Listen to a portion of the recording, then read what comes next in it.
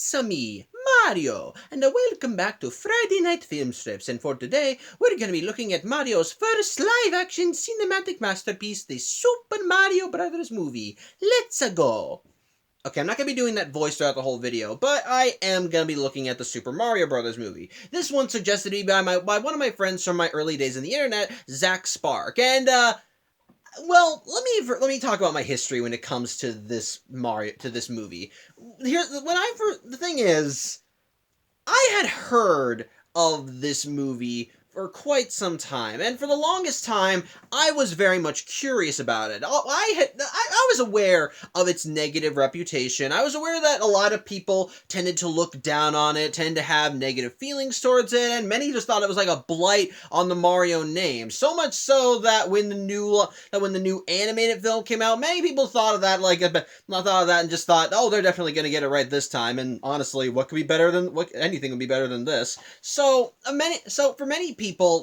For many people, this original movie was kind of a crap hole, and even when it first came out, it was not received well. While this thing does have a critic quote, it's like, okay, it's two. There are two. It's ultimately, I feel like that those are taken out of context. Although I don't know the reviews they came from, so hey, maybe they are just completely glowing reviews. Point is, the movie was critically panned when it first came out, and critics and audience alike just did not care for this movie, had no high opinions of it, and ultimately it's looked down on even today. However, over the years, the film has kind of sort of gained a cult following among moviegoers. Some people love it, some people don't. Some people think it's just fun to point and laugh at. Some people still think it's hot garbage. It's one of those films that it's one of those things that you had to see to believe, and for the longest time, I wanted to see it. Mostly because of something that I heard about it that drew me in and made me actually want to see how the film did it, even though it really wasn't something that was rooted in the Mario franchise. It was still something that I was genuinely interested in and wanted to see exactly how it went. So when I finally decided to start doing these vlogs, it gave me the excuse to finally seek out the movie and watch it for myself. And sure enough, I managed to find a copy of it in one of those discount DVD bins that they have at Walmart, and I was able to buy it for a measly $3. So I finally got a chance to watch it, I think a year ago, and I wasn't impressed. Not at all. Now, to be fair, when I came back and rewatched it for this vlog, I think my opinion of it did change, but whether or not that means I like the movie, well, you'll have to sit and watch. As today, ladies and gentlemen, we are going to be taking a look at the 1993 Super Mario Brothers movie. And Spark, if you're watching this, I hope you enjoy the video.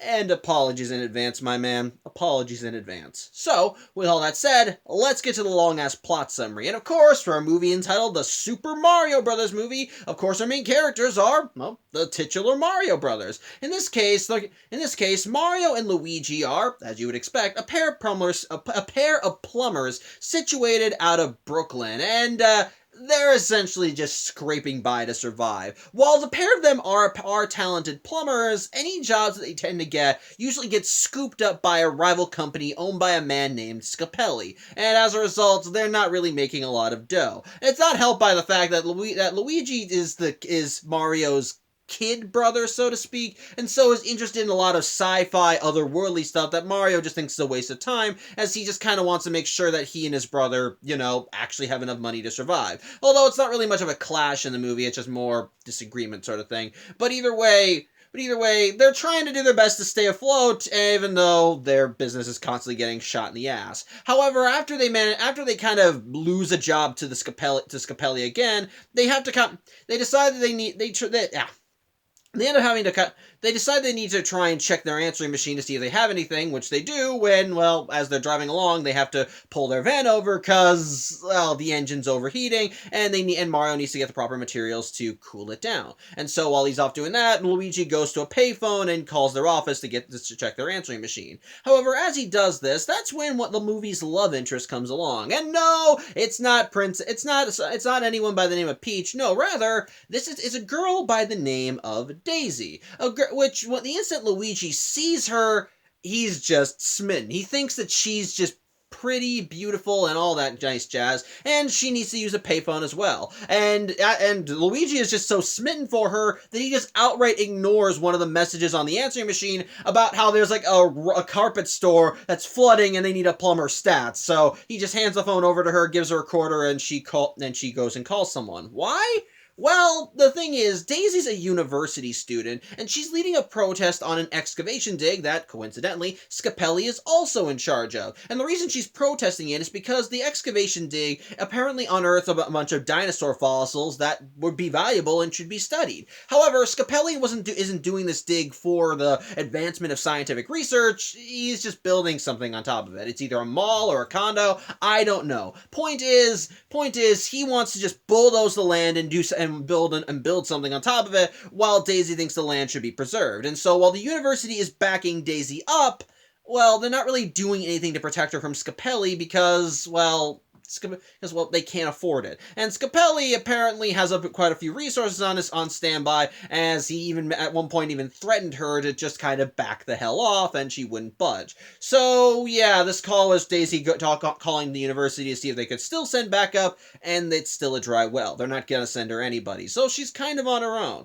As such, as Daisy gets the sad news, Mario returns with a bottle of water so he can cool the engine down, but as Luigi goes to talk to his brother, Mario notices that Luigi's got the hots for her, especially since Luigi thinks that Daisy is cute. And Mario even encourages him, go on, talk to her, ask her out or something. And Luigi's a little nervous, but Mario manages to push him in the right direction. And so after Daisy hangs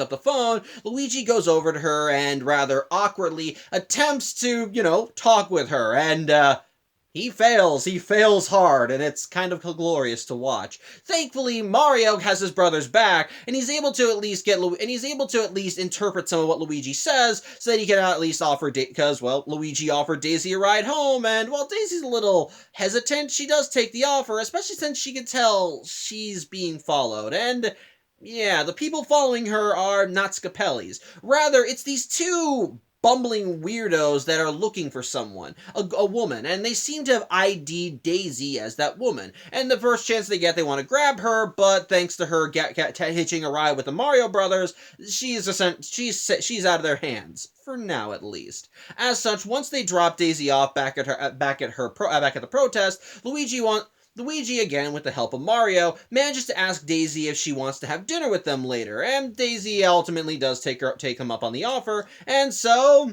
yeah, it's a date, and the movie even cuts ahead to that evening as we see Mario, Luigi, Daisy, and Mario's girlfriend Daniela, not Peach, just kind of sitting down and having a nice Italian dinner at a fancy restaurant. So from there, everybody gets to talking, and we soon learn that Daisy is an orphan. Basically, when she was a baby, she was dumped on the doorstep of a cathedral, and ultimately she was raised at the church's orphanage for all her life. Ultimately, she has no idea who her parents are or where they came from, but the only thing that she still has of them is a necklace, a rock that she constantly wears around her neck,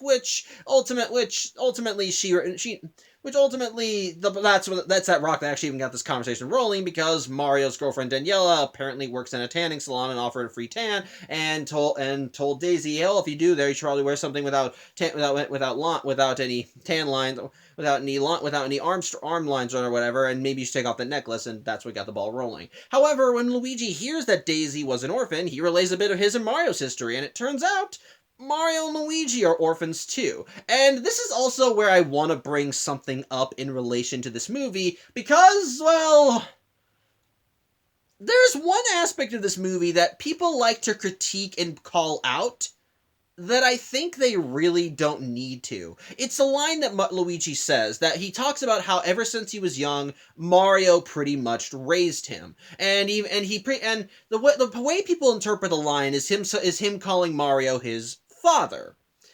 But the thing is, people always think that line means that he sees Mario as his literal father.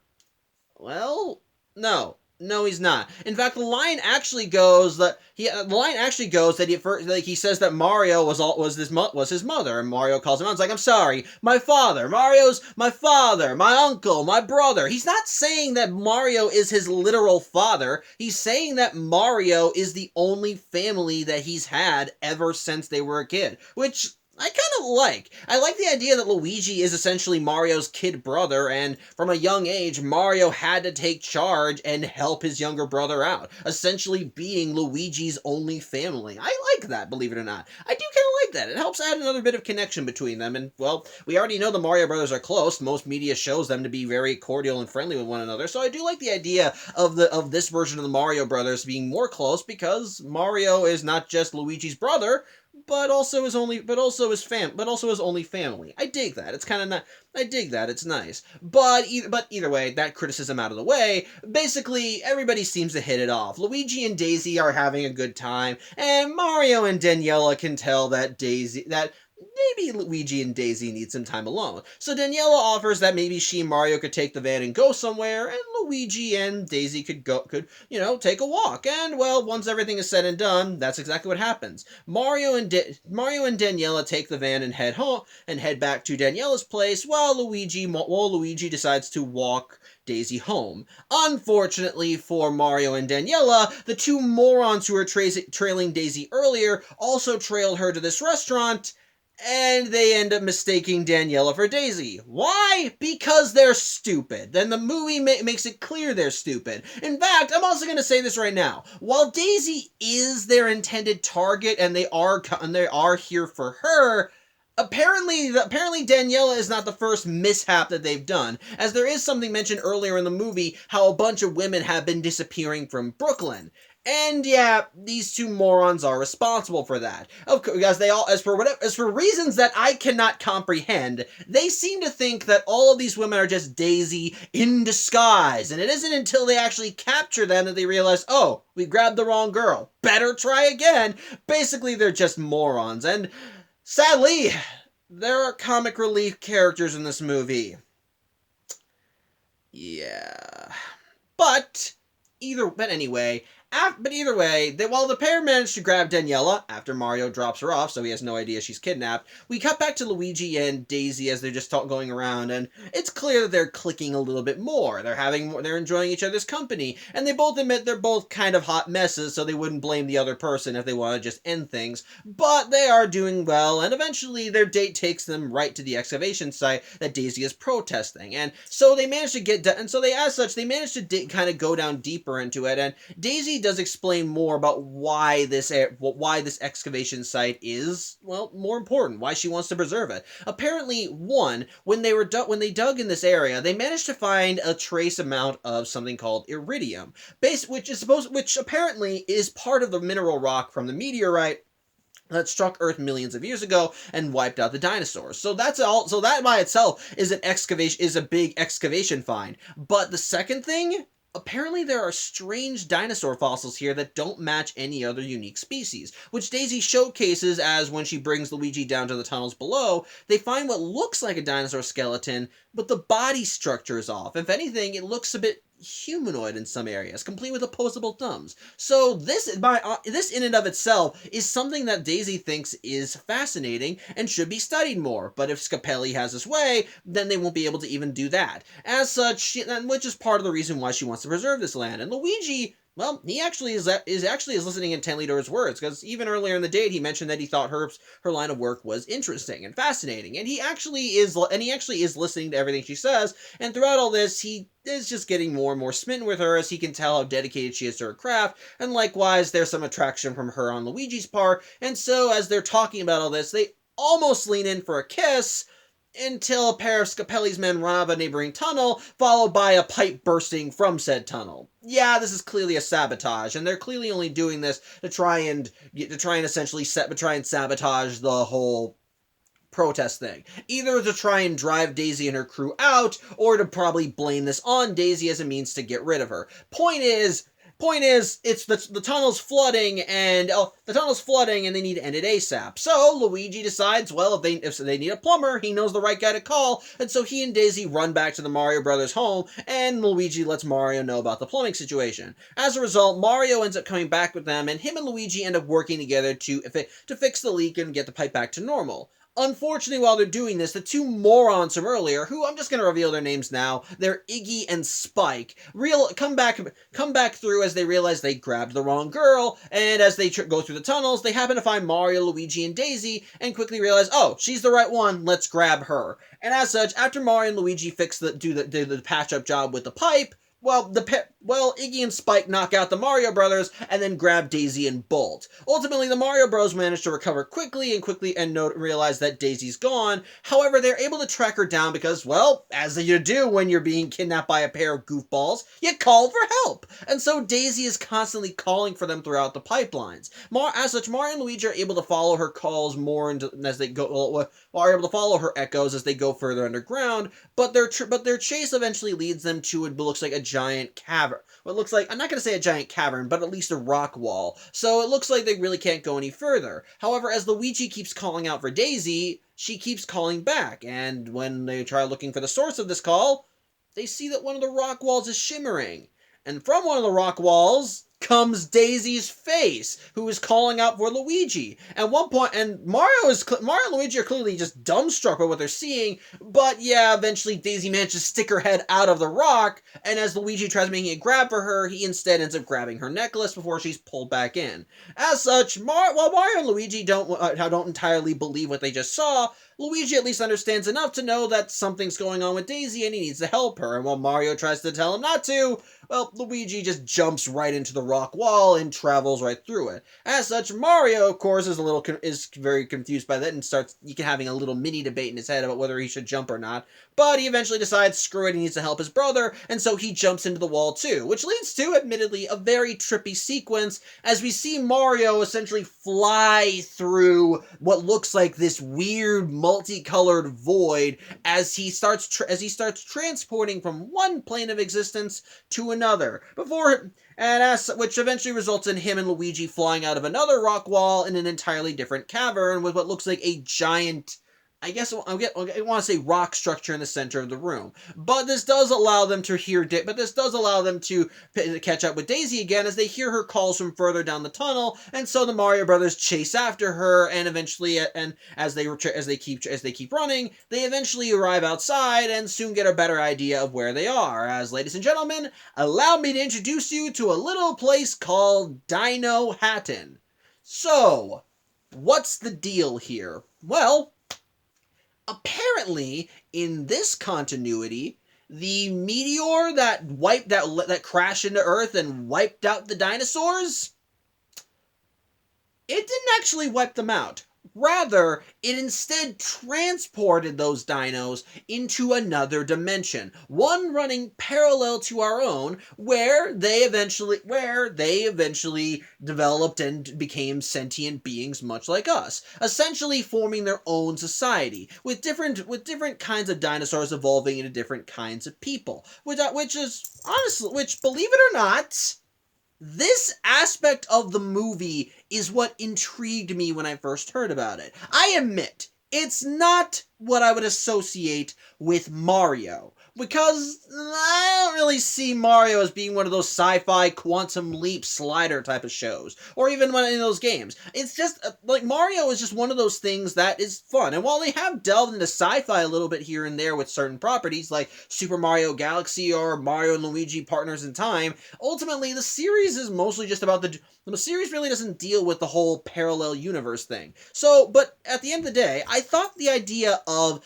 a parallel universe where dinosaurs evolved into the dominant species rather than the monkeys that would go on to become humans, I was interested. That genuinely intrigued me, and I wanted to see how this world operated as a result of that.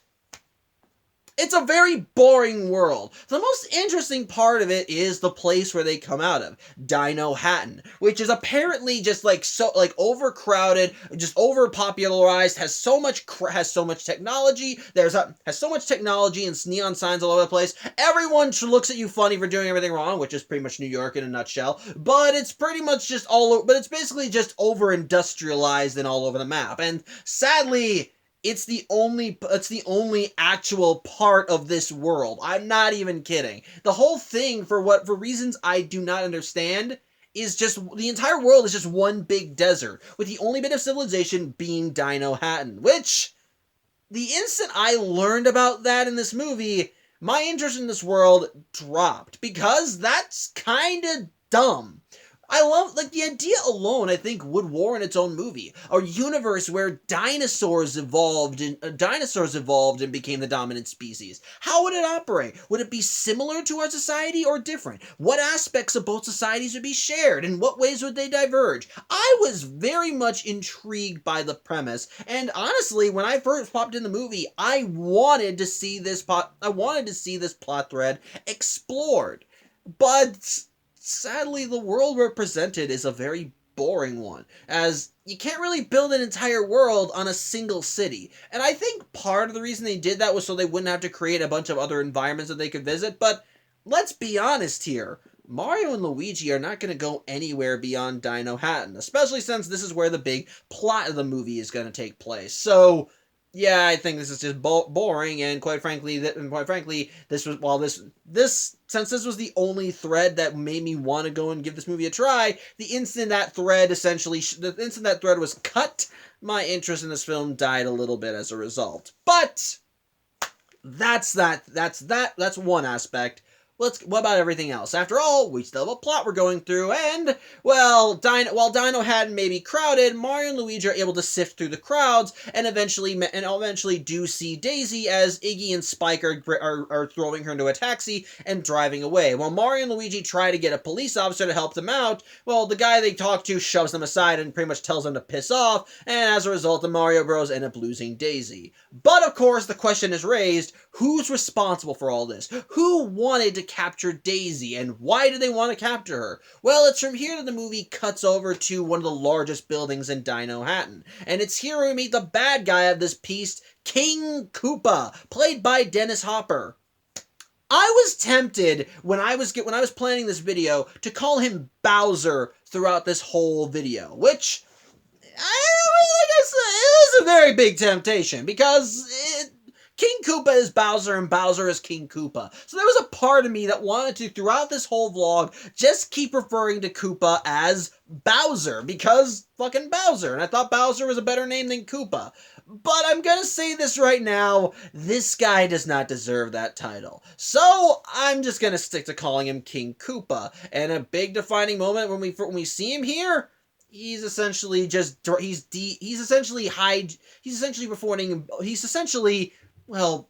he's cleaning himself. He's basically just dunking his hands in a bunch of moisturizers and other decontaminants, because apparently this world is just very, very filthy. Mostly because Dino Hatton is being overgrown by a strange fungus, and, well, it's just not hygienic. And as such, from here, we get some very clunky exposition from King Koopa as we learn what his big plan is. Well, so here's the thing. When I started this plot summary, there was one aspect of the movie that I neglected to talk about, there was kind of a prologue. And in that prologue, we saw a woman running through Manhattan before she dumped what looks like a pod right in front of a church, before running away and eventually crossing paths with King Koopa himself. And the thing is, inside the pod was an egg, and in that egg was a baby Daisy. So yeah, this place, this entire world, it's where Daisy's from, and Daisy's mother was apparently the queen of this land. However, when King Koopa years ago came to power, he began targeting the royal family, mostly because the world itself has very low resources. It's basically like, it's basically a fight for survival. It's part of the reason why everyone is so, well, And it's part of the reason why everyone is so antisocial out in the real world. Why everything feels so crowded. There's only so much there's only so much made from so little, and everyone's just fighting for whatever they have. Which would probably explain why the world's a barren desert. But my point is this: King Koopa, upon getting into power, wanted access to our world, since our world is plentiful of resources. However, how he wanted to get access to our world was by merging it and his world. And the only way he could do that was with the necklace that Daisy had. Because, see, that big rock structure that Mario Brothers saw when they arrived in this world, that's actually the meteor that crashed into Earth. And ultimately, if you want to be able to fuse the worlds together, you need to put this piece back in exactly the place that it was chipped away from the rock, since it's a piece of it. And ultimately, by putting them back together, it'll somehow merge both worlds together. And Koopa wants to take this opportunity. Koopa wants this because he wants to invade our world, steal our resources, and take us over. But in order to do that, he needs not only the rock, but Daisy. Because while putting the rock within the meteorite is an easy job, the power feedback is so great that any normal person tried it, they would get fried, and only someone with royal blood could take it, which in this case is Daisy. Now, Daisy's mom can't do it because going back to that little prologue in the beginning of the movie, she got killed in a cave-in when King Koopa confronted her. And as for Daisy's dad, well, he's not around. And I'll explain what happened to him as we continue the plot summary. But the point is, King Koopa wants the meteor fragment, and he needs Daisy if he wants to use it to merge our worlds. And so after he just kind of cleans himself up, he wants Iggy and Spike come in and let him know, hey, we got the princess, she's safe. And at first, Koopa's all happy until he asks the question, well, where's the rock? But Iggy and Spike are like, what are you talking about? You didn't mention a rock. And Koopa's, of course, pissed off because he did mention a rock before he asked where it is. And Iggy and Spike start believing that a pair of plumbers took it. And as such, King Koopa decides he needs to send a word out that there are a pair of plumbers in the city, that if anyone can bring them in, they'll get a massive reward. So that's where we cut back to the Mario Bros. Because, well, they're in a strange place that they have absolutely no idea where it is, and everybody is being a lot more hostile than regular New York.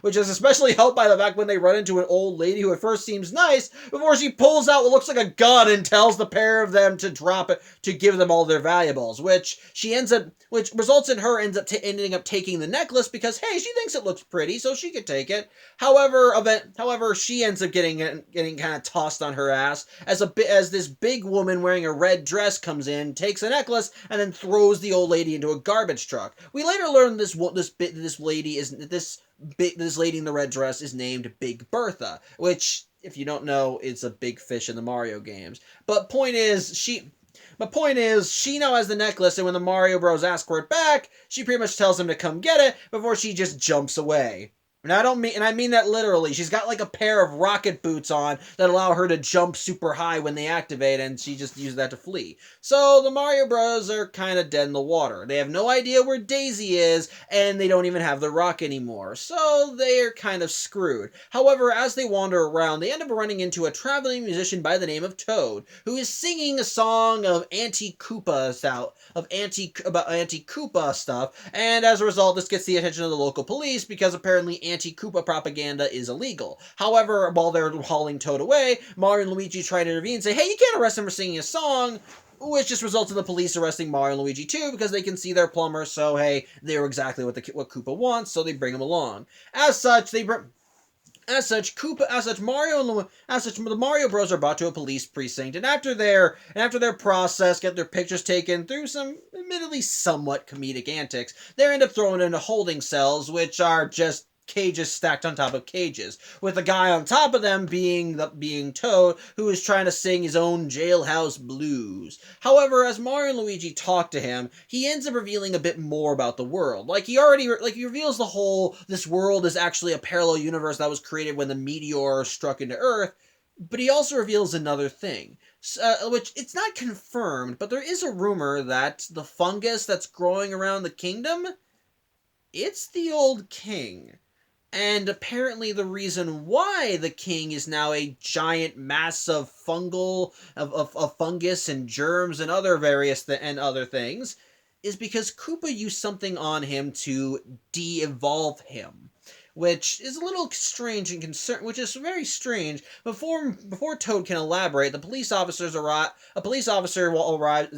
and tells them that someone's here to see them. Who Mario and Luigi assume it's their lawyer, and the police officer doesn't deny it. And as such, they go to this guy's office, and yeah, the lawyer is King Koopa, who at first acts all cordial with them and pretends that he's there to represent them and says he's going to get them out of there. But when Mario and Luigi ask to see the guy in charge, he just tells them that the guy in charge, King Koopa, he's an evil slime bucket. They don't want to mess with him. So he asks them just politely, hey, so do you know where that rock is? And, of course, Mario and Luigi are like, what rock?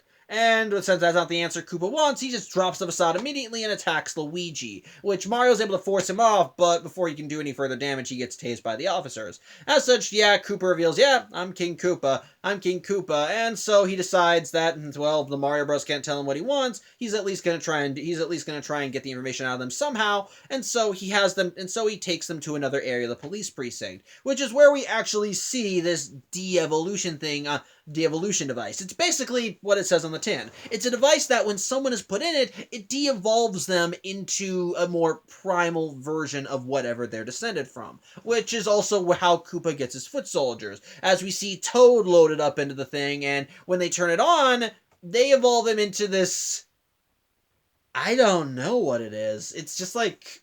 It's got a round head, big face with a big smile, and it's just up, and for whatever reason, but it's just kind of odd because it's offset by having these big bodies and a big body in a trench coat. Apparently, this is this film's version of a Goomba, by the way. It's weird.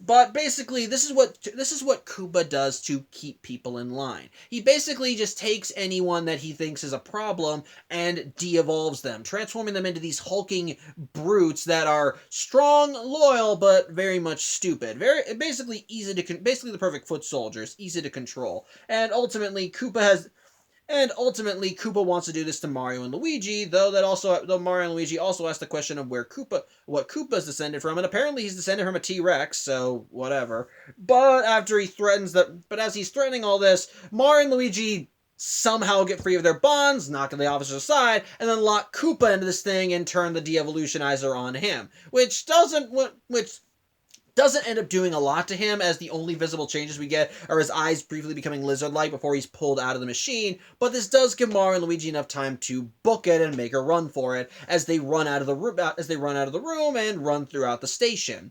And in the meantime, as such, we do get a weird little merry chase as they get a zip line and try flying past all the cells over the offices and so forth. But as they go along, they end up running into some of that fungus that we saw earlier. And while Mario just wants to discount it because it's fungus, he doesn't want anything to do with that, Luigi thinks that maybe the fungus is trying to tell him something, and, well, some of that gets a little confirmed as the fungus literally drops something in front of him. What looks like a little wind-up bomb, which...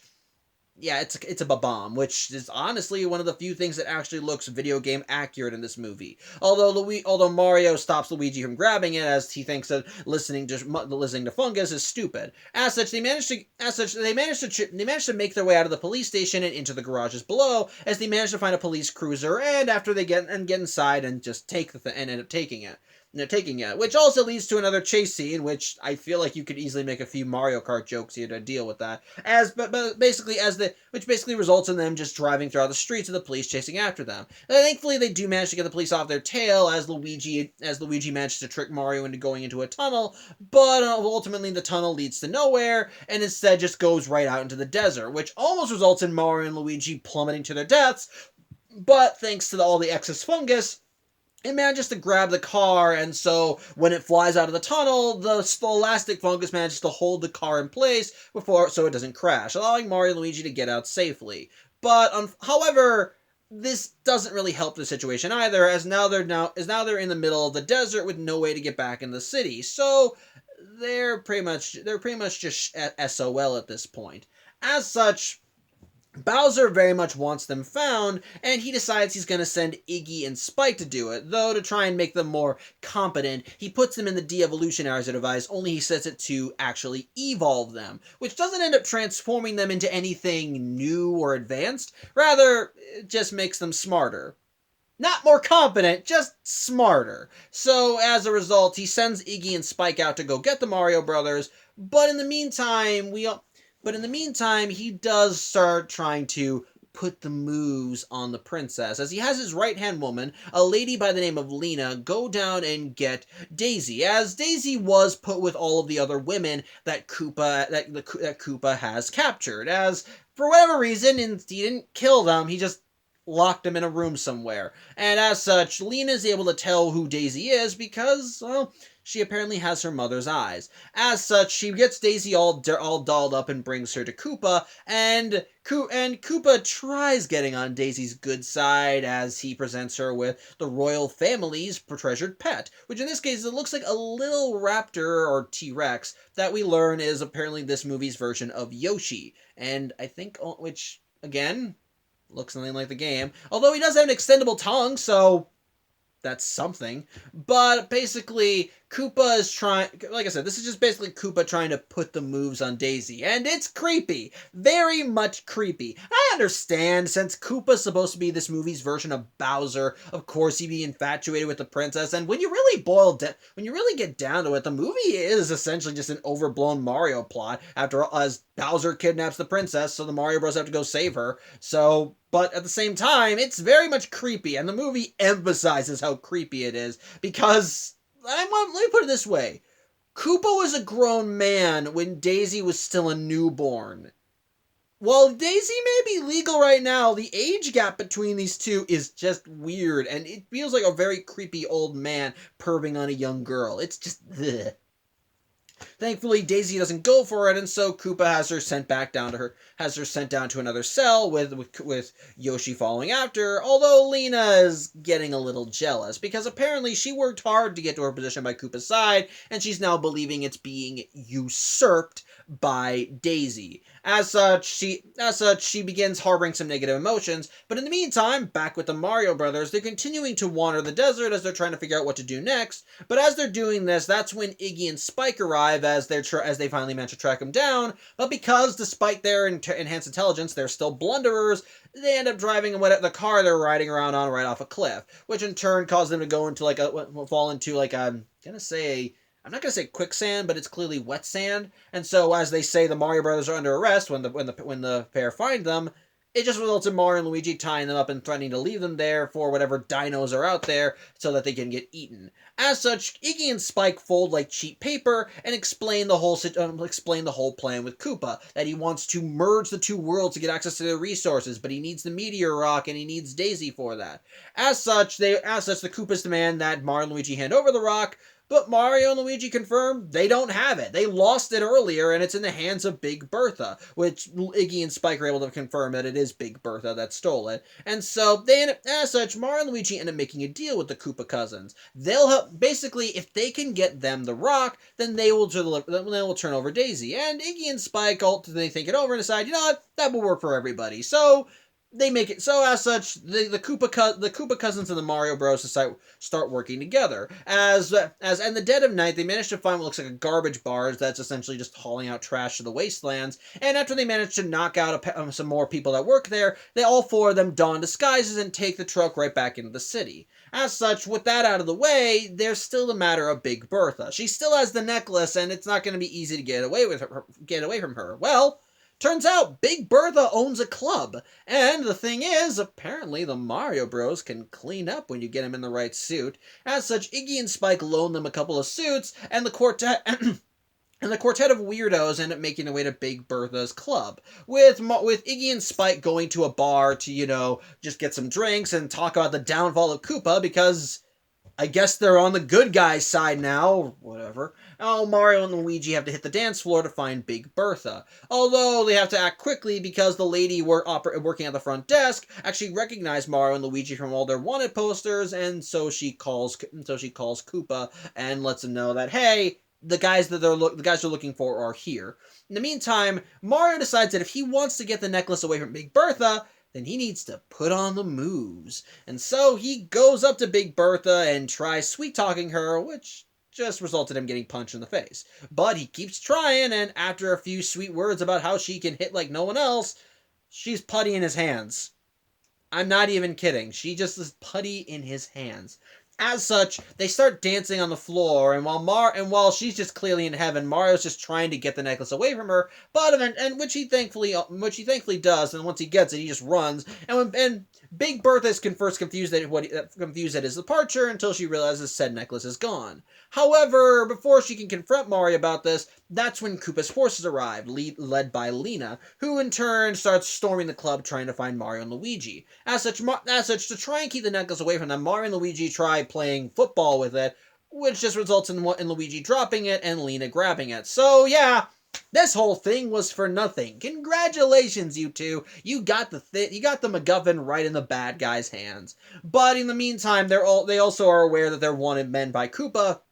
So Mario and Luigi try making a run for it. However, as they reach one of the exits, they run into Big Bertha, who, like I said, is putty in Mario's hands as she knocks out the lady at the front desk and helps Mario and Luigi get into the back room. Not before giving Mario a tender kiss. As such, from there, she gives Mario and Luigi a pair of her rocket boots, so to speak, and so after giving them crates that cover their heads, she tells them to use them to go out through the skylight. And so the Mario Bros manage to do that before Koopa's forces can arrive. As such, however, once they fly out of Bertha's club, they end up right in the back of a garbage truck, and, well, the garbage truck is going right to Koopa's fortress.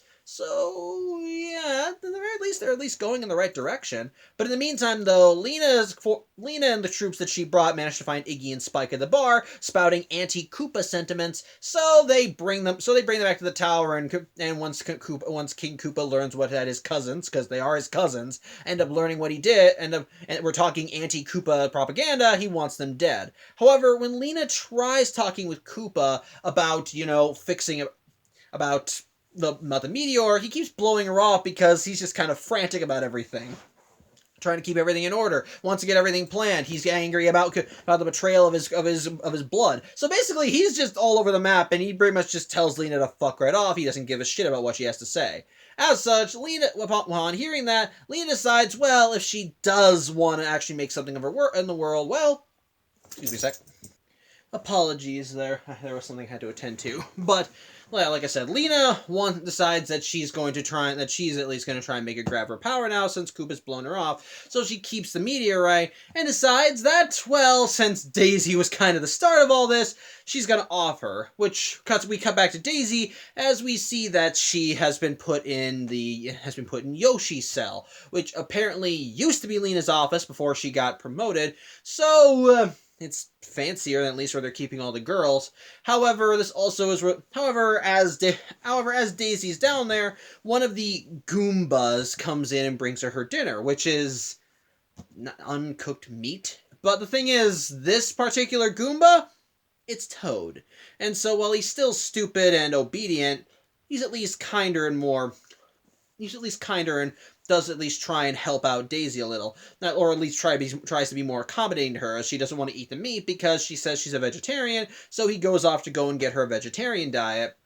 But in the meantime, Lena comes in, and after she and Daisy talk for a bit, she pulls a knife on her with the intent of slicing Daisy's throat because, well, she wants to be back in power, and she basically is under the delusion that she is powerful enough. She can withstand the energies from the meteorite. She doesn't need Daisy, so might as well just kill her. However, Daisy is thankfully saved thanks to the intervention of Yoshi, who manages to grab at Lena's foot and pull her away, and this also allows Daisy the chance to run like hell. So she gets out of her cell, which also results in her running into Toad Goomba again, who was bringing her back the vegetables, though when more of Koopa's guards come around, they try hitting her with flamethrowers, but instead, actually no, and I don't remember that. Actually, I'm skipping ahead a bit. Sorry a bit, but either way, I'm skipping ahead. Let's cut back to let's actually get to rewind a little bit. Before Goomba Toad got attacked by flamethrowers, we can cut back to the Mario Brothers, as like I said, the garbage truck that they were in brought them right to Koopa's tower, and so after they get through the garbage dump, they end up in the lower levels of they end up in the lower levels and find themselves in a room that's filled with pipes and so forth, and as such, they begin messing with the pipes, and sure enough, they do eventually manage to run into. And sure enough, as they begin messing with the sure enough, as they look through them, Mario's able to realize that this is the building's heating unit. And so after they mess with the pipes a little bit, they're basically what they're doing is now instead of sending hot air up, they're sending cold air. And Mario thinks that this will be able to keep everyone upstairs busy for a while they try and find a way up. And sure enough, throughout their scrounging, they manage to find a pair of workers' uniforms in a locker, and of course, that's when Mario and Luigi don outfits that you would most associate with them, with Mario wearing a red outfit and Luigi a green outfit. So hey, they're finally in the Mario Bros. Attire, at least what you would expect in this time period. However, this allows them to take an elevator up, and while they're able to distract any other people that get on the elevator but with the elevator music, by having them dance to it, because again, these people are the grunt soldiers for Koopa, so they're still dumb as rocks. This does allow them to get to the top floor, which is also where they run into Daisy. It's at this point when Daisy ends up, it's at this point when Toad was attacked by the flamethrowers. So Daisy managed to help him by getting a fire extinguisher out, which does in turn help Toad. But as pandemonium is going all around, she ends up running into Iggy and Spike, who, like I said, have now switched allegiances because I don't know, the sky is blue, and they want to tell and basically they want to show Daisy where her roots lie in, and it's here where they bring her to a special room in Koopa's tower, and in the center of this room is a giant mound of fungus hanging from the ceiling. And earlier in the movie we saw Koopa run in and start yelling at this thing, and yeah, this is the king. The rumors are true. Basically, Koopa turned the king of this world into a fungus, and which in turn began growing around everything, essentially making this a literal mushroom kingdom. I wish I was kidding. As such, once Iggy and Spike show Daisy this, they make a run for it, because at this point they know with everything going to hell, they need to get out of here as quickly as possible so they can live another day. But as such, Mario and Luigi continue going up and try evading more soldiers, they end up running into more of the fungus that makes up the king. And once again, it offers Luigi a Bob-omb. Only this time he takes the Bob-omb. As such, as the pair continue going out, they eventually get to a shaft, they eventually get to this long shaft, and that thanks to a bit of blundering and Mario nearly dying, if not for the intervention of Luigi being hung by a hook, they manage to get through another shaft and enter into a main hallway after talking to Daisy. As such, but unfortunately though, King Koopa overheard this because he has his own monitoring system, and from there, Daisy's able to meet up with them on another floor before she introduces the Mario Bros to her dad.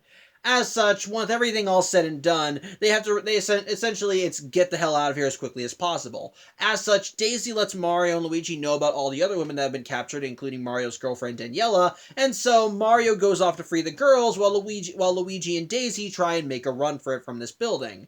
Unfortunately, though, Koopa was able to head them off, so he ends up capturing both Luigi and Daisy. However, as this is all going down, but King Koopa was made aware of Lena's betrayal, as apparently she informed all the troops to get ready to invade the human world, and so he wanted to have her arrested, and sure enough, police managed to head her off and arrested her and even grabbed the stone, which they brought back to King Koopa. And so he's ready to lead an attack on the human world, arming each of his soldiers with miniaturized de-evolution guns, or just regular-sized guns, but they're basically just the de-evolution device, but in gun form. And they're getting ready to invade the human world and steal all their resources and all that crap. But even as this is all going down, Mario manages to get to where the women are being held, and after getting into a fight with the guards, he manages to get all the ladies riding on top of a mattress before getting through some more tunnels throughout the building to cause them to ski out. In the meantime, Luigi and Daisy, I guess, somehow escape. I don't know. I wasn't paying attention, I suppose. And ultimately, they manage to meet up with Mario and the ladies outside. But upon arriving out there, that's when King Koopa. Oh no! Actually, when they go outside, King Koopa's. Okay, I fully admit this part of the movie is a blank to me. Things just blurred together at this point, so I stopped paying. So there are some things that I'm missing out on. But point is that at this point, all hell is breaking loose. I think Toad is the one that helped Daisy and Luigi escape, but and throughout all this, as Mario comes out, as Mario is running around, he ends up accident. As Mario comes out with the ladies, that's when King Koopa arrives and he threatens Mario, Luigi, and Daisy and all the women with a fire gun, and he gets ready to pretty much just annihilate them when suddenly again more shit happens. Again, it's all blurring together, so I forget. But ultimately this somehow results in Koopa losing the rock and it ending up in the Mario's hands, but it ends up getting dropped again as King Koopa ends up in a giant container in the middle of the city, because that's where the shaft led out into the city, because again the hatch that leads to the parallel worlds is there.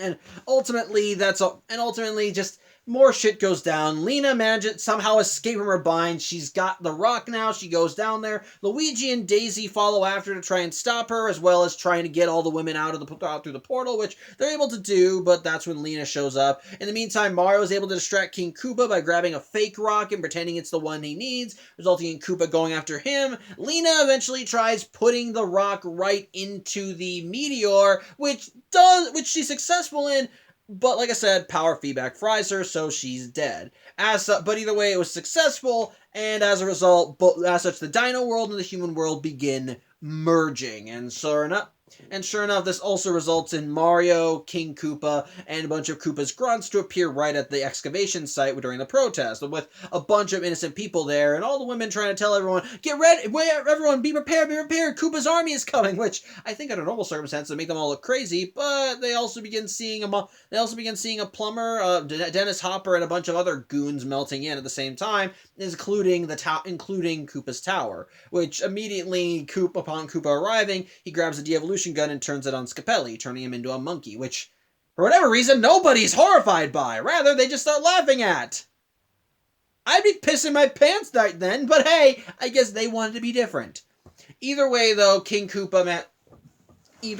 back in the Dino world, Luigi and Daisy are able to withstand the energies that the meteorite is giving off, and thanks to a bit of expert use from Luigi's tools, they manage to unscrew the piece of the meteorite again, which in turn stops the merging and sends everyone back to their proper places, which means that Mario, Koopa, and his soldiers are sent back to the Dino world. As such, with Koopa angry that this is foiled, he turns his attention back to Mario, but this is also where I have to mention another thing about how I'm blurring these things together, because this climax is fucking confusing. The bomb that Luigi got from Mario, apparently the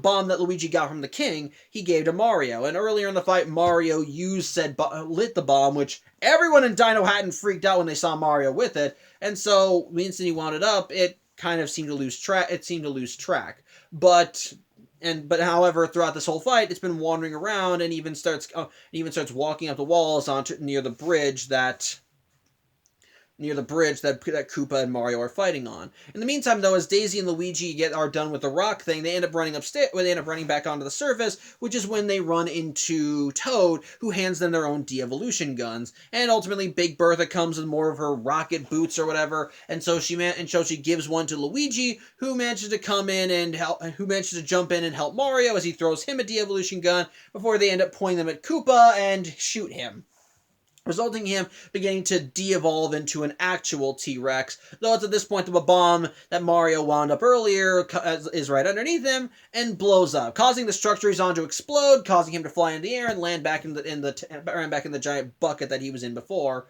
which was during the fight again. I'm sorry, I missed stuff in this climax.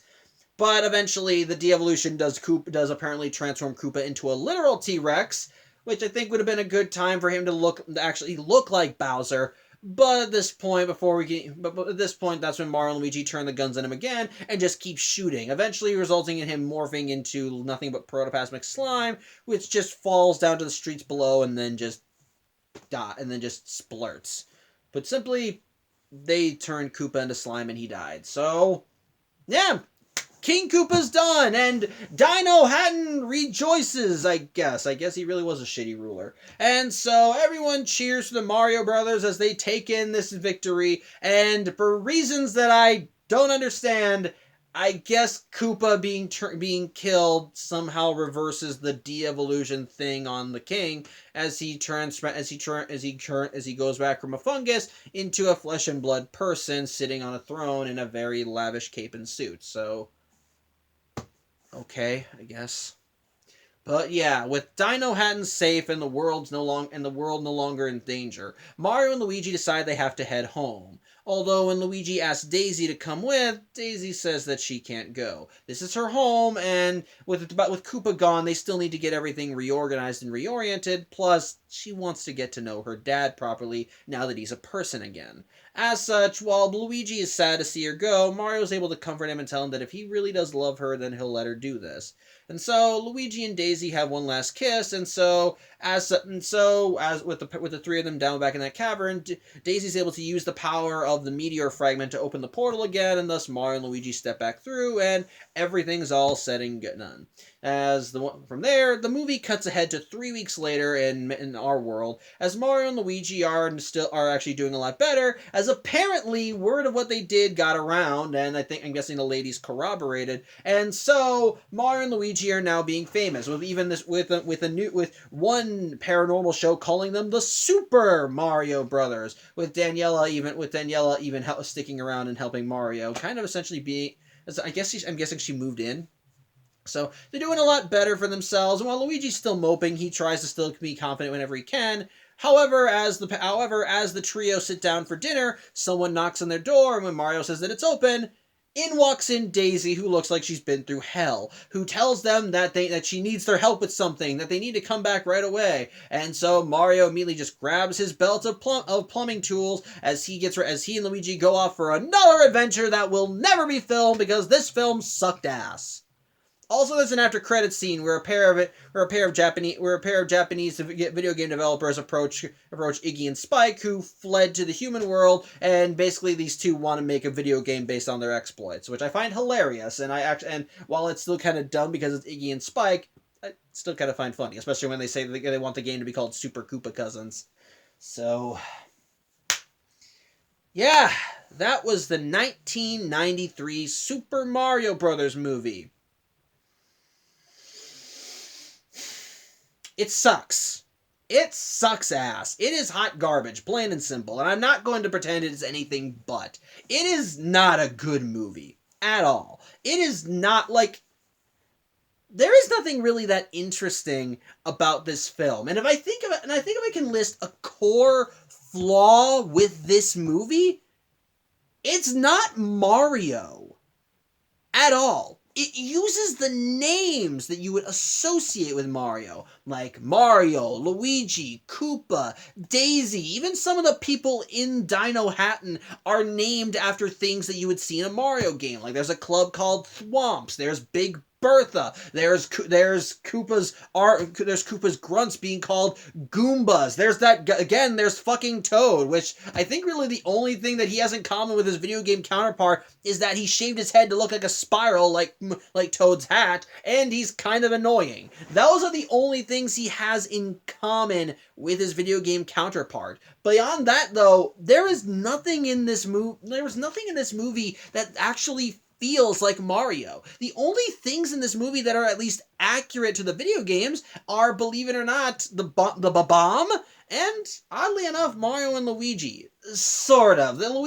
Luigi kind of loses points because he doesn't have a mustache, but I'm actually willing to give kudos to Mario and Luigi. In fact, if I can list one thing I genuinely think is good in this movie, it's Mario and Luigi. Bob Hoskins and John Leguizamo actually, I think, turned in some pretty good performances as the titular Mario Brothers. And if anything, I actually, like I said, one of the things that I do appreciate with this movie is their familial bond. They do genuinely feel like, well, brothers. They're there for each other in thick and thin. They'll give each other shit if they think the other person's being stupid, but whenever push comes to shove, they're always there to support the other person, and they're never gonna turn away from family and turn away from doing what's right. And I like that. One of the scenes that I think demonstrates that well is when Mario and Luigi have to pull their van over to do repairs on it, and while Luigi just immediately handed the payphone that he was using to listen to their answering machine over to Daisy, when the instant that Mario realizes that Luigi is attracted to Daisy, he tells her, "Go on, talk to her," and even helps her out, and even helps him out. He doesn't undermine him, and while he does admittedly tell it. And while he does tell Daisy at one point that apparently Luigi used to suck his thumb, he's nothing but supportive of Luigi and his relationship. He's there to help him, and while he will sometimes act like a cynic when it comes to some of these things, at the same time, he does want to help Luigi. At the same time, he's there for Luigi and always is ready to help raise him up. And I like that. And likewise, while Luigi definitely thinks that Mario needs to be more free-spirited and tries to get him to open up to all these things, at the same time, Luigi does clearly look up to Mario in many regards. Like he said, Mario is his only family. Like, he's his mother, he's his father, he's his uncle, he's his brother. He's literally everything to Luigi. And you can kind of see that in how they interact. While he does try and say that Mario should be more willing to believe in all these things, at the same time, you can tell that he genuinely does care about his brother and does look to him for advice whenever the need arises. So again, I like that at least. So I do think that so at the very least, I think Mario and Luigi are handled well in the movie.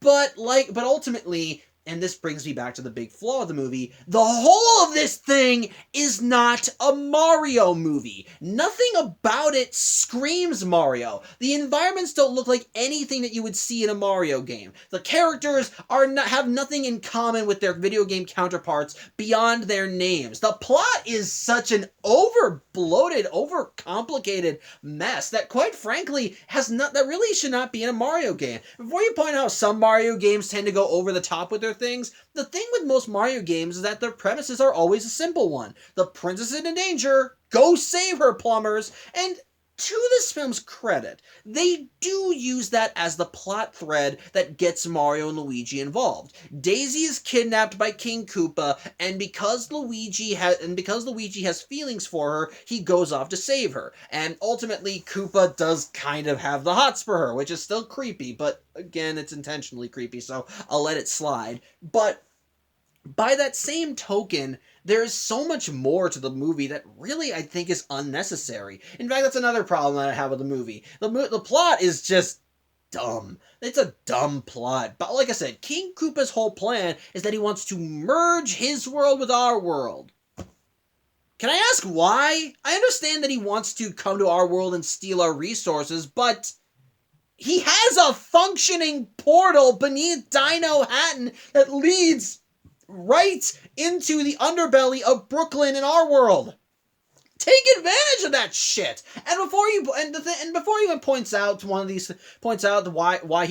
even asks the question why he didn't invade before, they do actually explain in the movie that after the cave-in involving Daisy's mom, the portal was closed off, but it wasn't until Scapelli and his crew began excavating and blew away any debris that the portal was opened again. So I'll give kudos for that, why he didn't try this invasion plan earlier. But by that same token, why couldn't he just send troops through the portal? Send them right down into the depths of it, have them jump right through the portal, and just start invading. He clearly has the technology to take us on, so why doesn't he? Why does he need to merge the worlds? Is it because he wants to bring his shit with him? Maybe. I don't know. At the same time, it still feels kind of dumb because because the things that he hates about his world would just be coming over to our world. After all, if the worlds are merging, that means Dino Hatton and Manhattan would definitely merge as well, which means that the Mushroom Kingdom would literally be covering all of New York now. So the very thing he's trying to get away from would be there. Although you can make the argument with all the resources he would have at his disposal, he would be able to take care of this. Although I would still make the argument that Koopa would still be outclassed no matter which plan he tried, because the population of this universe is entirely localized in Dino Hatton. I understand there'd be an army, but I feel like that we as a species would outnumber them. So I think Koopa's plan is bullshit. It's stupid and over the top and dumb. But going back to how this but even if we forget about how this movie has nothing to do with Mario. If we pretend that this film has nothing to do with a popular Nintendo video game franchise that spawned it, it's still a bad movie. Like, even if we don't make the comparisons to the original video game, nothing in this movie really makes it seem entertaining. Like I said, the world of Dino Hatton is very bland, and the sets look clunky and too cluttered and overcrowded, which I understand is part of the point. After all, resources are so slim, and because the majority of the world is such an unviable place to live, Dino Hatton is the only place they can go, but it really just looks clunky and uninteresting to look at. It's essentially just city, but with more steampunk-esque environment, and with more steampunk-esque environment. So it just feels... So it doesn't really grab your attention. There's not, and on top of that, because most of the world is just a desert, there are no unique environments. Wouldn't it have been kind of cool if they explained that the world did have other environments, but they were mostly hostile towards other things? That would actually be a nice callback to the Mario games, considering that all the worlds that you go through in those games tend to be different environments. Like, there's a green level, there's a city, there's a desert level, there's a water level. There could be a ton of different places they could go to, and they could just say, oh, they're not hospitable for anyone to actually live in, so we don't go there. So I feel like that actually would have been kind of cool, but because the whole idea of this world is that it's just a giant desert, it makes it very bland. You see everything that there is to this place right from the moment that Mario and Luigi arrive here, and it's not that interesting. It's genuinely not. And if I can give another thing, and kind of going back to the villain's plan is stupid, King Koopa is lame. I cannot stress this enough. This was the main reason that I did not want to call him Bowser for this vlog. Because while I thought it would have been funny to have him be referred to as Bowser, I assure you, if Bowser and Koopa ever crossed paths, Bowser would eat Koopa for breakfast. And that all really comes down to one thing. Well, presentation. It kind of reminds me of, let me explain. You remember in the movie Megamind when Megamind was clashing with Titan and he told Titan, oh yes, you're a villain, but you're not a super villain, and you lack because he lacked presentation? That's a similar thing with King Koopa here. He's like, while they give across that he's kind of a slime bucket who tends to think of other people for himself, who tends to think of himself before other people, and definitely hates everything. As an active force, he's a weenie. He's really, he's afraid of germs. He gets his ass handed to him by a pair of plumbers. He acts all high and mighty when really he just comes across like a dork. Ultimately, he's not very intimidating. He acts angry, and he acts tough, but nothing about him really screams tough and powerful. And before you bring up, well, isn't Bowser sort of like that as well? Well, the difference between Bowser and this version of Koopa is the fact that Bowser does have the might to back it up. He's a dumb brute too, but he at least has the power to back up his claims. He can still, his base desires in the video games are always he wants to marry Princess Peach because he has the hots for her. But at the end of the day, he has the power and grandiosity to keep doing this over and over and over because, well, that's just who he is. Bowser is that type of Bowser does have that kind of power and can back up those claims because Bowser is Bowser. He's a tough guy. He's got legions of soldiers working for him, and he's ready to, and even in a fair fight against Mario, he could be a viable threat to him. Whereas this guy is a doofus. He talks a big game, but the instant things go wrong, he's just all when things aren't going wrong. In a fist fight, I feel like that Mario could easily whoop his ass. He's not clever in any regard. He's very whiny and impatient, and as a result, nothing about him makes him a very interesting villain. He's not dynamic. He's not strong. He's just a pushover. And quite frankly, when we got to the ending where he was de-evolved into a T-Rex, I think it would have been cool if he somewhat resembled Bowser. Bowser. Like he began roaring or began talking and was like, maybe I would like this more. I feel stronger like this. That would have been kind of cool. And I openly admit, when I was I think part of the reason why I was dozing off during the climax was because I was just kind of imagining what would happen if the real Bowser was here. And I think that would have been funny.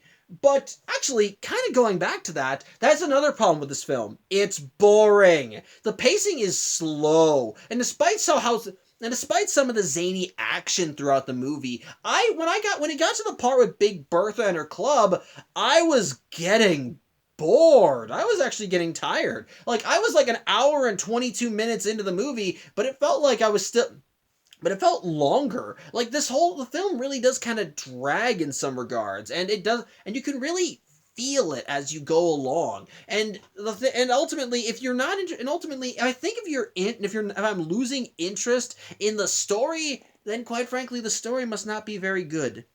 And sadly, that continued to be the case. Around the third act, it was becoming clear that the people behind the movie wanted to get it over with as quickly as possible. I think that's that's another reason why I was losing track of everything, because so much was happening throughout the climax that some things just weren't explained. Like how did Iggy and Spike escape from their cell? I don't know. How did Lena get out? I don't know. Maybe it's explained. I don't know. Why does Bowser being turned into slime somehow turn the king back to normal? Fuck if I know. It's all over the map. And if I can quite frankly, it's annoying. It's just annoying. And like that's the way it is throughout the whole movie. It seems to try and rely more on I guess another problem I can think of, Mario's arc in the movie. I feel like that we're trying to give him an arc about how he has to open his mind and believe in things beyond beyond reality. Like, because at one point, going back to the scene when Dino Hatton was merging with Manhattan at one point in an earlier scene, Luigi told Mario to believe in the fungus, and he gave him a mushroom. And so during the battle with King Koopa, Mario had a mushroom from the king, and he said, "Believe in the fungus." And so King Koopa turned the de-evolution gun on Mario, but he was able to use the mushroom as a makeshift shield that blocked it. Because, again, I don't know. I just don't know. I feel like they were trying to give him an arc, but it wasn't really well implemented. And as a result, if I can say that again, Mario and Luigi, while I liked Mario and Luigi and how they were executed in the movie, I don't think they had very compelling arcs. Luigi's whole thing was basically just trying to get together with Daisy, and Mario's whole thing was just kind of believing in the weird, and just kind of believing in beyond what he could see, which is why I think part of the reason why at the end of the movie why his final line in the movie was, "Oh, I believe." Like, I don't know. That doesn't really feel very compelling, and they didn't really do a lot to do that, especially since the main focus throughout the majority of the movie wasn't really on Mario and Luigi dealing with these things. It was just to try and take down Koopa. That was the major focus throughout the movie, and that's and because Mario and Luigi really didn't feel as personally invested in the story as they should have, which I feel like is a sin, especially with Luigi wanting to get with Daisy. Quite frankly, it also made the climax feel a bit more impersonal, which, before you say, well, Mario typically isn't very much attached to the stories in the games, well, the thing is, we, the players, are. We, in the video games, play as Mario. And while Mario doesn't really have a lot going for him in terms of story when it comes to his games, we at least can sit back and enjoy the adventure playing as him, running through the levels, fighting monsters, duking out with bosses before finally coming face to face with Bowser himself and saving the princess. We are invested in the story because we're playing through the story. There are simple stories, yes, but at the very least, because we're playing through the games, we're actually invested in them because we are technically the hero. But in this one, because it's a movie, Mario has to stand on his own 2 feet. We are not doing the decisions for him. He's making the decisions. And unfortunately, it feels more like he's just the generic hero in all of this. While there are things in there that could make for stakes for why he could have a personal investment in everything, I don't really feel a connection between him and the villain. No real reason why the two of them would clash beyond King Koopa wants to take over the world, and Mario isn't going to let him do that. There's no personal vendetta against that would make Mario specifically want to take Koopa down. It really just feels like Mario got pulled into this thing everything because of his kid brother, and now is just trying everything in his power to to try and stay afloat and get through this all in one piece, while Luigi is more concerned with trying to find his girlfriend. And it really feels like that Mario is just kind of stuck in all this, and it's just while Luigi, sorry, Chinny came in. Come on up, Chinny. Come on up, Chinny. Well, Luigi, again, his main priority is just finding Daisy, and I'm just going to say this right now. Luigi's a Cloud Cuckoo Lander in this movie. He definitely believes in the weird and strange stuff, which I get that was part of his whole shtick, and it does allow him to more easily accept this world as it is, but it also just feels so but it also really feels like he has no bearing in reality, and it doesn't feel like he's taking this adventure as seriously as he should, especially considering that he came on this adventure because he wants to save his kind of sort of girlfriend. I feel like there should be more there, more drive to have him want to go on this adventure, but it feels like the main heroes are kind of disconnected from everything and are only going through the motions. With Luigi going through this because he wanted to save his girlfriend, but now is just kind of interested in the minutia of this place. Well, Mario is just only along for the ride because it's Luigi's story, because he wants to support his brother. Which, if I can give another nitpick to the movie, why is Luigi the one that gets with the girl? I mean, the movie is called Super Mario Brothers. Now, the movie tries getting around it by saying that Mario and Luigi's last name are Mario, which apparently is actually confirmed that their last names actually are Mario, so I'll give you that one, movie. I'll let that one slide. But when you think Mario, you think about fucking Mario! You think about him in his red shirt and overalls, running through levels, going to save the princess. But rather, it's Luigi that gets the princess this time around. Because the princess this time around is Daisy, which I'll give kudos to the movie for this.